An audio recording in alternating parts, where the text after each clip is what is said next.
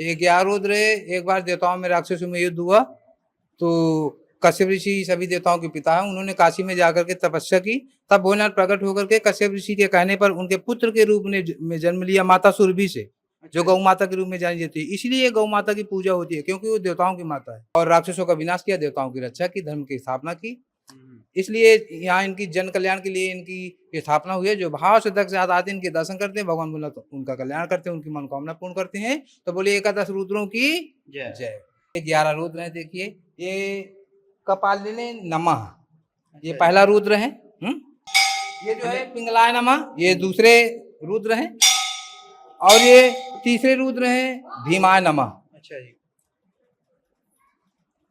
ये सभी जो है राक्षसों का वध करने के लिए अवतरित हुए थे और देवताओं की रक्षा की थी कि आप मेरे पुत्र के रूप में आइए। तब भोलेनाथ माता सुरभि से जन्म लिया। पहली 13 पत्नी है कश्यप ऋषि की। पहली पत्नी आदित्य जो देवताओं की माता है, दूसरी पत्नी दिति जो राक्षसों की माता है। देवता और राक्षस दोनों भाई भाई हैं। अच्छे आचरणों का देवता अमर हो गए, बुरे आचरणों का राक्षसों का विनाश होता है। जैसे समाज में आप देख लीजिए, माता सुरभि से जन्म लिया गया रूप में, राक्षसों का विनाश किया, देवताओं की रक्षा की। ये बिलोहिताय नमः, ये 5वें रुद्र है।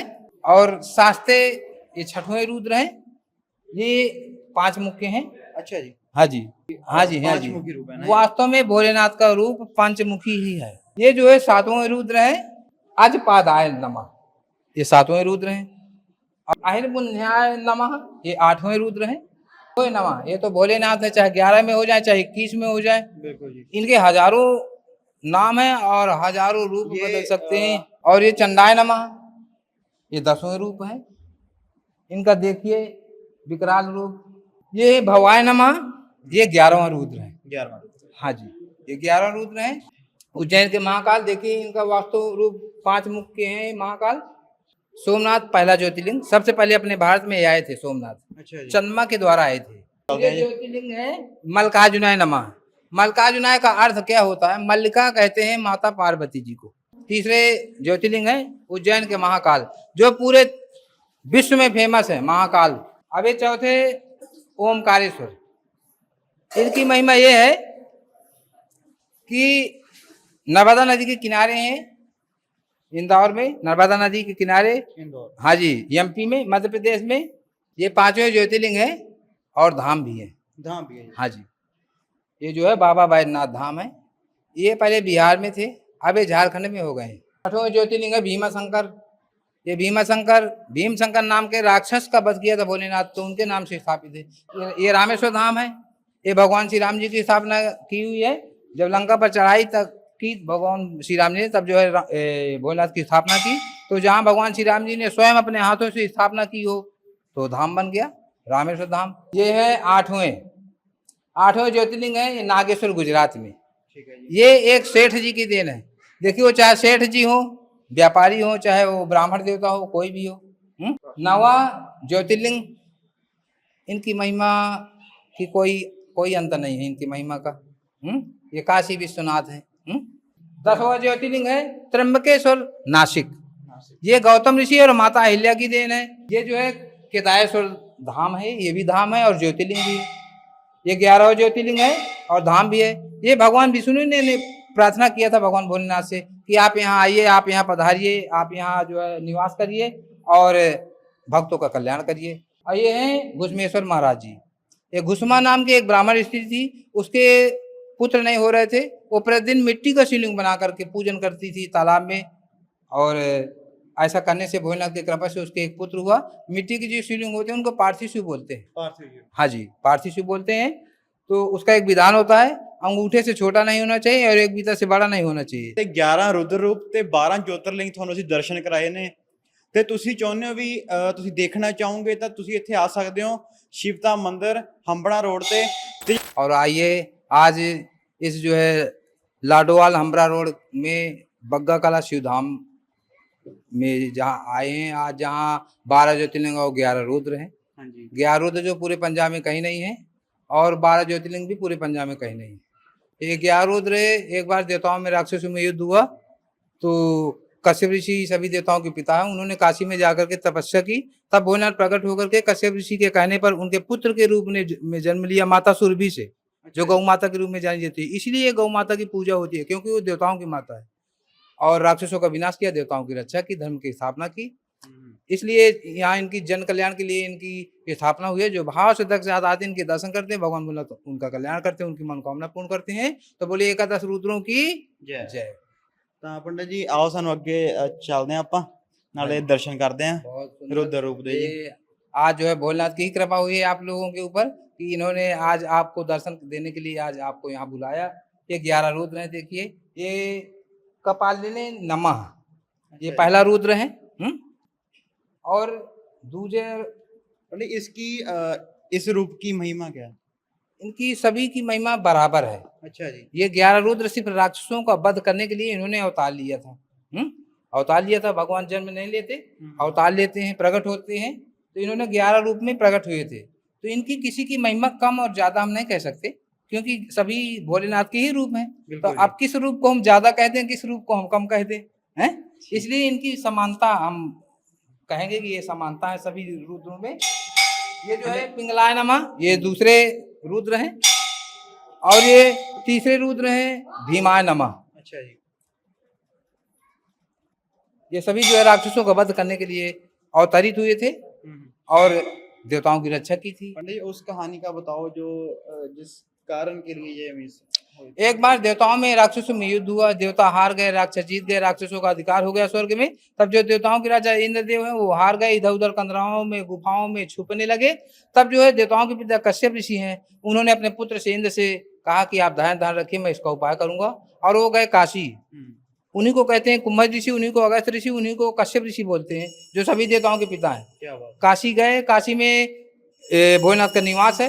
जैसे वृंदावन भगवान श्री कृष्ण का घर माना जाता है, इसी तरह काशी भगवान भोलेनाथ का घर माना जाता है। वहां गए, वहां तपस्या की और भोलेनाथ प्रकट हो गए।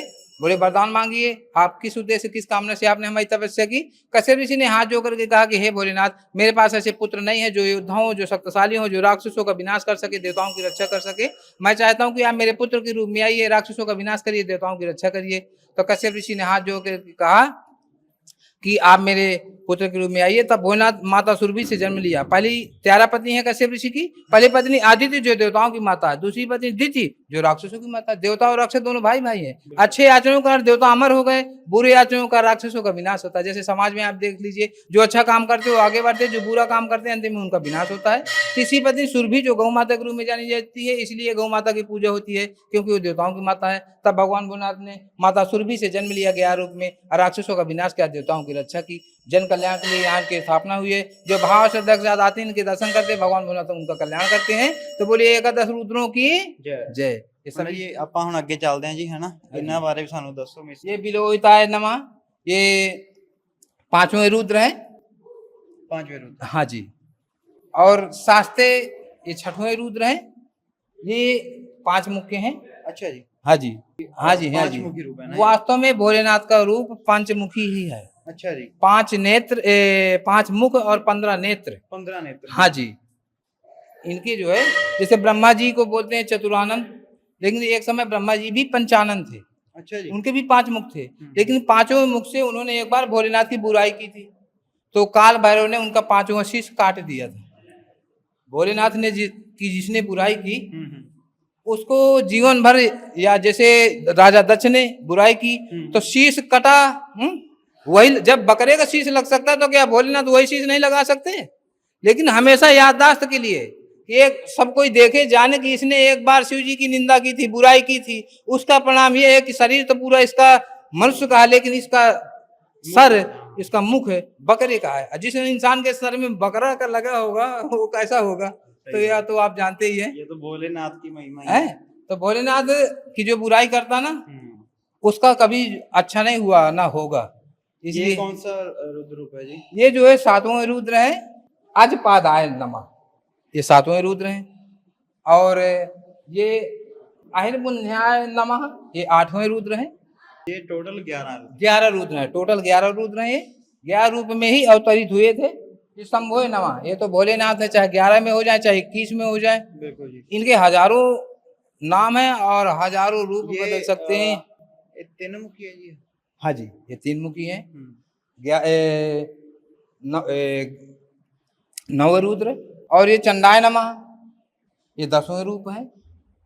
इनका देखिए विकराल रूप, भोलेनाथ सभी देवों में महादेव, इसीलिए इनको महादेव कहा। महादेव कहते हैं, क्योंकि ये दूसरों को भी सम्मान भी देते हैं। ये वाले रुद्र रूप के बारे में बताइए कुछ। ये भवाय नमः, ये 11वां रुद्र है। 11वां। हाँ जी, ये 11 रुद्र हैं। उज्जैन के महाकाल देखिए, इनका वास्तु रूप 5 मुख के हैं महाकाल, और 5 मुख और 15 नेत्र होते हैं। 2 नेत्र है, तीसरा नेत्र है, 3 5 15 नेत्र हो गए। ये पूरे परिवार सहित हैं। गणेश जी, माता पार्वती जी, नंदी महाराज, कार्तिकेय भगवान, नाग देवता, त्रिशूल, ये सब पूरे जो है चांदी के हैं, और इनकी जो है बारात निकला करती है। तो बोलिए महाकाल भगवान की। ਤਾਂ ਪੰਡਤ ਜੀ ਹੁਣ ਆਪਾਂ 11 ਰੁद्र ਰੂਪ ਤਾਂ ਦੇਖ ਲਿਆ ਨਾ ਜੀ, ਤੇ ਹੁਣ ਸਾਨੂੰ ਜਿਹੜੇ 12 ਜੋਤਿਰਲਿੰਗ ਹੈਗੇ ਨੇ ਉਹਨਾਂ ਦੇ ਦਰਸ਼ਨ ਕਰਵਾਓ ਤੇ ਸਾਡੀ ਆਡੀਅנס ਨੂੰ ਵੀ ਦਰਸ਼ਨ ਕਰਾਓ ਜੀ। ये भोलेनाथ की जब इच्छा हुई है आपको दर्शन करवाने की, और सभी भक्तों को दर्शन करवाने की, आज भोलेनाथ की जब इच्छा प्रकट हुई है, तो हम कौन होते हैं, हम कैसे रोक सकते हैं। ये है देखिए भगवान भोलेनाथ के पहला ज्योतिर्लिंग, ठीक है जी। ये है सोमनाथ। सोमनाथ पहला ज्योतिर्लिंग, सबसे पहले अपने भारत में आए थे सोमनाथ, अच्छा जी। चंद्रमा के द्वारा आए थे। चंद्रमा के द्वारा। हाँ जी, चंद्रमा की पत्नियां 27 नक्षत्र, जिसमें सबका जन्म होता है। वो 27 नक्षत्रों में से एक रोहिणी नक्षत्र होता है, जिसमें भगवान श्री कृष्ण का जन्म हुआ था। रोहिणी से वो ज्यादा प्रेम करते थे, बाकी से कम करते थे, तो उन्होंने उलाहना दिया अपने माता से उलाहना दिया कि हमारे रोहिणी बहन से ज्यादा प्रेम करते हैं, हमसे कम करते हैं। वो सब 27 नक्षत्र हैं, राजा दक्ष की पुत्रियां। तब जो है दक्ष नाराज हो गए। अपने कौन ऐसा पिता होगा जो अपनी पुत्री के दुख को सुन करके नाराज ना हो, और चंद्रमा से बोले कि तुम मेरी पुत्रियों के साथ दुष्व्यवहार करते हो, उनको एक समान नहीं मानते हो, मैं तुम्हें श्राप देता हूँ, तुम्हारे क्षय रोग हो जाए। क्षय रोग बोलते टीबी को। अच्छा जी। हाँ जी, तब जब क्षय रोग हो गया, कोई भी मनुष्य के शरीर में कोई रोग लग जाए, मनुष्य परेशान हो जाता है, इसी तरह चंद्रमा भी दुखी रहने लगे। तब उन्होंने ब्रह्मा जी से कहा कि हे प्रभु, इसका कोई उपाय, इसका कोई हल हो तो बताइए। ब्रह्मा जी ने कहा इसका उपाय भगवान भोलेनाथ के पास है, और किसी देव के पास नहीं। जब कोई देवता श्राप दे देता है तो उनका काट है भोलेनाथ। अगर भोलेनाथ नाराज हो गए फिर कोई काट नहीं, इनका काट यही जाने इन्हीं के पास है, बाकी और किसी देवता के पास नहीं। तब जो है भोलेनाथ की तपस्या की गुजरात में चंद्रमा ने, तब भोलेनाथ प्रकट होकर के चंद्रमा को श्राप से मुक्त किया। चंद्रमा का नाम है सोम कहते हैं चंद्रमा को, तो सोमनाथ हो गए भोलेनाथ। तो बोलिए सोमनाथ भगवान की। पंडित जी ਆਪਾਂ ਦੂਜੇ ज्योतिर्लिंग में चलते हैं। ज्योतिर्लिंग है मल्लिकार्जुनाय नमः। मल्लिकार्जुनाय का अर्थ क्या होता है? मल्लिका कहते हैं माता पार्वती जी को, ठीक है जी। जो सुंदरता की खान है। मल्लिका का मतलब जिससे कोई ज्यादा सुंदर ही ना हो, यानी तीनों लोगों में इनसे ज्यादा सुंदर कोई है ही नहीं है, इसलिए इनका नाम है मल्लिका। और अर्जुन का अर्थ होता है जिसको कोई जीत ना पाए। अर्जुन को, भोलेनाथ को कोई जीत सकता है, इसलिए एक नाम भोलेनाथ का है अर्जुन, इसलिए दोनों को नाम मिला के हो गया मल्लिकार्जुनाय। जैसे गौरी शंकर, इसी तरह मल्लिकार्जुनाय नमः। ये कार्तिकेय भगवान के नाराज हो जाने पर, रूठ हो जाने पर स्थापित हुए थे। वो नाराज होकर के चले गए थे साउथ में, दक्षिण दिशा में। तब भोलेनाथ माता पार्वती दोनों वहीं गए, दोनों वहीं स्थापित हो गए। आज भी माता पार्वती इस स्थान पर आती हैं 15 दिन के बाद, हर 15 दिन के बाद अपने पुत्र के दर्शन करने। तो बोले मल्लिकार्जुनाय भगवान की। अब ये आ जाइए महाकाल, तीसरे ज्योतिर्लिंग है उज्जैन के महाकाल, जो पूरे विश्व में फेमस है। महाकाल, कालों के विकाल महाकाल, तीनों लोगों में, तीनों जो है पूरे विश्व में फेमस है महाकाल। महाकाल नाम क्यों है इनका? क्योंकि जो काल को जीत ले। और सभी ज्योतिर्लिंगों का मुख उत्तर की तरफ है। अपने भारत में जितने ज्योतिर्लिंग है, सभी ज्योतिर्लिंगों का मुख उत्तर की तरफ है, लेकिन एक अकेले उज्जैन के महाकाल हैं जिनका मुख दक्षिण की तरफ है। दक्षिण की तरफ। हाँ जी, और दक्षिण दिशा का मालिक होता है काल, और ये है महाकाल। इसलिए इनको कहते हैं काल भी उसका क्या करे जो भक्त हो महाकाल का, इसलिए इनके नाम से कहते हैं। क्योंकि ये काल से बोलते रहते कि मेरे भक्तों से नहीं बोलना, नहीं फिर समझ लेना अगर तुम काल हो तो मैं महाकाल हूं। अब ये चौथे ओमकारेश्वर, इनकी महिमा ये है कि नर्मदा नदी के किनारे हैं, इंदौर में नर्मदा नदी के किनारे। हाँ जी, एमपी में, मध्य प्रदेश में, और मध्य प्रदेश में ये भी है महाकाल जी भी। तो नर्मदा नदी के कंकड़ में शंकर जी का वास होता है। नर्मदा नदी में छोटा बड़ा टेढ़ा मेढ़ा कैसा भी पत्थर हो, वहां से आप जाइए, स्नान करिए, वहां से लाइए, और जो घरों में पूजा होती है उन्हीं की होती है, नर्मदेश्वर की। घरों में आप स्थापना नहीं करवा सकते। घरों में जो पूजा होती है नर्मदेश्वर की। नर्मदा नदी इतनी पवित्र है कि नर्मदा नदी कुंवारी है, नर्मदा नदी उल्टा बहती है, सभी नदियों से अलग बहती है। नर्मदा नदी किसी नदी की परिक्रमा नहीं लगती, लेकिन नर्मदा नदी की परिक्रमा लगाई जाती है। 1312 किलोमीटर की लंबाई है नर्मदा नदी की, फिर भी उसकी परिक्रमा लगती है। गंगा से भी ज्यादा पवित्र है। गंगा में पाप नष्ट होते हैं सिर्फ स्नान करने के बाद, लेकिन नर्मदा नदी को दूर से दर्शन करने मात्र से ही पाप नष्ट हो जाते हैं। इतनी पवित्र नर्मदा नदी। इतनी पवित्र हाँ है जी, वो। हाँ जी, हाँ जी, नर्मदा नदी, क्योंकि शंकर जी का आशीर्वाद, शंकर जी की पुत्री है नर्मदा नदी। और ये पांचवे हैं, ये ज्योतिर्लिंग भी हैं और धाम भी हैं। अब आगे मत टेकिए। ये पांचवें ज्योतिर्लिंग है और धाम भी है। धाम भी है ये। हाँ जी, ये जो है बाबा बैद्यनाथ धाम है। ये पहले बिहार में थे, अब ये झारखंड में हो गए हैं।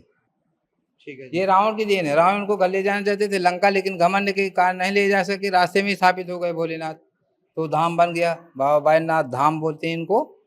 चारों धाम में से एक धाम बाबा बैद्यनाथ धाम है। अब ये छठवें ज्योतिर्लिंग है भीमाशंकर। ये भीमशंकर नाम के राक्षस का वध किया था भोलेनाथ, तो उनके नाम से स्थापित है। जैसे आपने सुना होगा त्रिपुरारी भोलेनाथ का नाम। हाँ जी। त्रिपुरारी नाम क्यों पड़ा? क्योंकि त्रिपुरासुर नाम के राक्षस का वध किया था भोलेनाथ ने, तब से उनका नाम पड़ गया था त्रिपुरारी। जैसे मुरारी भगवान श्री कृष्ण को कहते हैं। क्यों कहते हैं? क्योंकि मुरासुर नाम के राक्षस का वध किया था भगवान श्री कृष्ण ने, तब से उनका नाम पड़ गया था मुरारी। इसी तरह भीमाशंकर के नाम से स्थापित है। सबकी कहानियां हैं, कहानियां विस्तार से कहने में समय ज्यादा लगेगा, समय का अभाव है। ये रामेश्वर धाम है। ये भगवान श्री राम जी की स्थापना की हुई है।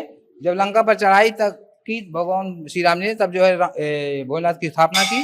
तो जहाँ भगवान श्री राम जी ने स्वयं अपने हाथों से स्थापना की हो, तो धाम बन गया रामेश्वर धाम। और ਇਹਦੀ महिमा भी ज्यादा होगी है ना, हाँ जी, हाँ क्योंकि जी। दो भगवान दा हाँ जी, जेड़ा हाँ जी, हाँ जी, हाँ जी, हाँ जी, रामेश्वर धाम, रामेश्वर है, राम जी के ईश्वर भोलेनाथ, भोलेनाथ के ईश्वर राम जी। बिल्कुल जी। और ये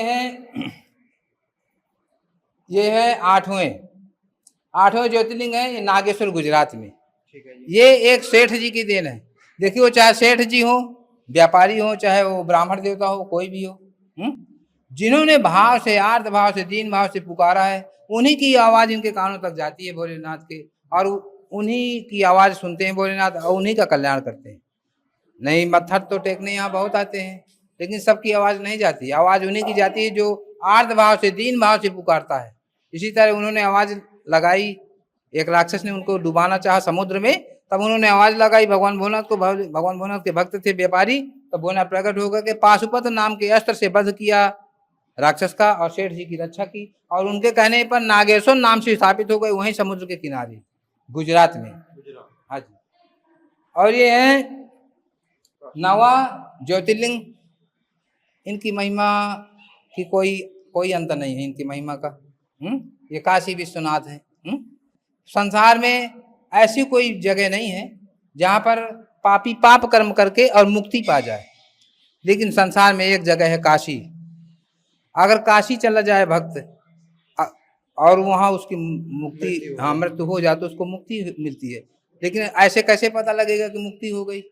है, उसका एक प्रमाण भी है वहाँ। अच्छा जी। हाँ जी। अगर काशी में वहाँ मरता है वो, तो काशी में भगवान भोलेनाथ का निवास है। काशी में भोलेनाथ उसके कान में स्वयं अपने हाथ से उसका कान खींच के और उसके कान में राम नाम का मंत्र सुनाते हैं, और उसको मुक्ति मिलती है। इसलिए उसका कान जब मरता है, उसका कान थोड़ा सा टेढ़ा हो जाता है। तो ये वहाँ का प्रमाण है कि भोलेनाथ ने इसके कान में राम नाम का मंत्र सुनाया। काशी अमर है। काशी त्रिशूल में बसी हुई है भोलेनाथ की। पूरे विश्व का विनाश हो जाता है जब महाप्रलय आती है, लेकिन काशी का नहीं होता। काशी हमेशा के लिए अमर है। ये 10वां ज्योतिर्लिंग है त्र्यंबकेश्वर, नासिक। ये गौतम ऋषि और माता अहिल्या की देन है। उन्होंने इनकी अखंड तपस्या की थी। क्यों की थी? क्योंकि उनको कुछ ब्राह्मणों ने खड़ंतर करके गौहत्या का दोष लगाया था। तब जो है उन्होंने इनकी अखंड तपस्या की, तो उनकी अखंड तपस्या से तीनों देवता प्रकट हो गए, ब्रह्मा, विष्णु, महेश। और गंगा गोदावरी वहीं उतारी भोलेनाथ ने, गौतम ऋषि के कहने पर, नासिक में। तो इनमें तीनों देवता विराजमान हो गए, ब्रह्मा, विष्णु, महेश। तो जैसे हिंदी में बोलते हैं 3, तो संस्कृत में बोलते हैं तृतीय। तो ये लिखा त्र्यंबकेश्वर, यानी तीनों देवता विराजमान है इनमें। यहाँ पर काल शब्दों की पूजा भी होती है नासिक में। काल सप्तोषी पूजा 3 जगह होती है, चौथी जगह नहीं होती। ਕਿਹੜੀ ਕਿਹੜੇ ਤਿੰਨ ਜਗ੍ਹਾ ਜੋ ਦੱਸੋ 3 ਸਾਨੂੰ। जगह होती है, एक तो नासिक होती है ਅੱਛਾ ਜੀ। त्र्यंबकेश्वर में, दूसरी पूजा होती है उज्जैन, उज्जैन। क्षिप्रा नदी उज्जैन, दूसरी जगह होती है। तीसरी जगह जिस मंदिर में 12 ज्योतिर्लिंग की स्थापना हो उसमें हो सकती है, अन्यथा किसी भी मंदिर में कहीं भी काल सप्तोष की पूजा नहीं होती। ये 3 जगह होती है, ये शास्त्र का प्रमाण है। ये जो है केदारेश्वर धाम है, ये भी धाम है और ज्योतिर्लिंग भी है। ये 11 ज्योतिर्लिंग है और धाम भी है। ये भगवान विष्णु ने प्रार्थना किया था भगवान भोलेनाथ से कि आप यहाँ आइए, आप यहाँ पधारिए, आप यहाँ जो है निवास करिए और भक्तों का कल्याण करिए।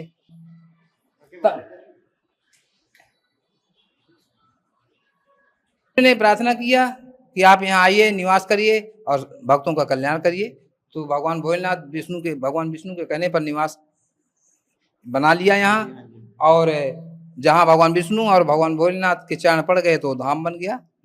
हरि कहते हैं भगवान विष्णु को और हर कहते हैं भगवान भोलेनाथ को, तो दोनों का निवास हो गया तो धाम बन गया, केदारेश्वर धाम हो गया। और ये हैं घुसमेश्वर महाराज जी। ये घुसमा नाम के एक ब्राह्मण स्त्री थी, उसके पुत्र नहीं हो रहे थे, वो प्रतिदिन मिट्टी का शिवलिंग बना करके पूजन करती थी तालाब में, और ऐसा करने से भोलेनाथ की कृपा से उसके एक पुत्र हुआ। मिट्टी के जो शिवलिंग होते हैं उनको पार्थिव शिव बोलते हैं। हाँ जी, पार्थिव शिव बोलते हैं। तो उसका एक विधान होता है, अंगूठे से छोटा नहीं होना चाहिए और एक बीता से बड़ा नहीं होना चाहिए। ऐसा नहीं कि मिट्टी हम पा गए फ्री में तो चाहे जितना बड़ा बना दे, ऐसा नहीं, उसका एक नियम होता है। ऐसा उसका बहुत महत्व होता है क्योंकि हम उसको अपने हाथों से निर्माण किया, भोलेनाथ का निर्माण करके या उनका पूजन करके फिर तालाब में या नदी में विसर्जन होता है। ऐसा करने से भोलेनाथ की कृपा से उसके पुत्र हुआ ब्राह्मण पत्नी के, और एक दिन भोलेनाथ उसके सामने प्रकट हो गए। ये प्रसन्न हो जाए तो भोले हैं और नाराज हो जाए तो इनका दूसरा नाम महाकाल है। भोले नाम से सब कुछ दे देते हैं, जा ले जा, और महाकाल नाम से सब कुछ खींच भी लेते हैं। तो ये प्रसन्न हो गए, बोले तुम वरदान मांगो, तुम क्या चाहती हो। उसने कहा प्रभु यदि आप देना ही चाहते तो आप मेरे नाम से यहाँ पर स्थापित हो जाइए, संसार का कल्याण करिए। तो उसका नाम था घुसमा, था भगवान भोलेनाथ घुसमेश्वर के नाम से प्रसिद्ध हो गए। बोलिए घुसमेश्वर भगवान की जय। ये 12 ज्योतिर्लिंग की कहानी है। अब आ जाइए आप, यहाँ पर श्री रामचरितमानस का पाठ भी होता है। और ये पाठ क्यों होता है? क्योंकि ये रामायण का पाठ भगवान भोलेनाथ को सुनाया जाता है, क्योंकि भगवान भोलेनाथ राम कथा से बहुत प्रसन्न होते हैं। एक हनुमान जी और एक जो है भोलेनाथ राम कथा से बहुत प्रसन्न होते हैं, इसलिए राम कथा जो है यहाँ पर होती है रोजाना, कि भोलेनाथ सुने और भोलेनाथ हमेशा प्रसन्न रहें और संसार का सबका कल्याण करें। तो सभी भक्तों से अनुरोध है, निवेदन है कि सभी भक्त आएँ यहाँ, दर्शन करें 12 ज्योतिर्लिंग और 11 रुद्रों के दर्शन करके अपने अहोभाग्य प्राप्त करें, और जो है भोलेनाथ से हमेशा अपने लिए जो है प्रार्थना करें कि आप हमारे जीवन में खुशियाँ प्रदान करें। और यहाँ जो भी हमारा ये दावा, हमारा ये विश्वास है कि जो यहाँ आते हैं और यहाँ एक साथ 12 ज्योतिर्लिंग और 11 रुद्रों के दर्शन करते हैं, भगवान भोलेनाथ उनका कल्याण करते हैं, उनकी मनोकामना पूर्ण करते हैं। तो बोलिए 11 रुद्रों की, बोलिए 12 ज्योतिर्लिंगों की जयकारा, वीर बजरंगी हर हर महादेव, जयकारा शेरा वाली दा, वो साचे दरबार की जय। ਕਿ ਜਿਵੇਂ ਕਿ ਆਪਾਂ ਪੰਡਿਤ ਜੀ ਨਾਲ ਗੱਲਬਾਤ ਕਰ ਲਈ ਹੈ ਤੇ 11 ਰੁਦਰ ਰੂਪ ਤੇ 12 ਜੋਤਰਲਿੰਗ ਤੁਹਾਨੂੰ ਅਸੀਂ ਦਰਸ਼ਨ ਕਰਾਏ ਨੇ, ਤੇ ਤੁਸੀਂ ਚਾਹੁੰਦੇ ਹੋ ਵੀ ਤੁਸੀਂ ਦੇਖਣਾ ਚਾਹੋਗੇ ਤਾਂ ਤੁਸੀਂ ਇੱਥੇ ਆ ਸਕਦੇ ਹੋ, ਸ਼ਿਵਤਾ ਮੰਦਿਰ ਹੰਬੜਾ ਰੋਡ ਤੇ। ਤੇ ਜੇ ਤੁਸੀਂ ਚਾਹੁੰਦੇ ਹੋ ਵੀ ਤੁਸੀਂ ਇਦਾਂ ਦੇ ਇਨ ਫਿਊਚਰ ਹੋਰ ਮੰਦਿਰ ਦੇਖਦੇ ਰਹੋ ਜਿਹੜੇ ਕਿ ਆਪਣਾ ਸ਼ਹਿਰ ਤੋਂ ਥੋੜੇ ਪਰਾਂ ਜਾ ਕੇ ਨੇ, ਤਾਂ ਦ ਸਿਟੀ ਹੈਡਲਾਈਨਸ ਨੂੰ ਫੋਲੋ ਜ਼ਰੂਰ ਕਰ ਲਿਓ। Thank you.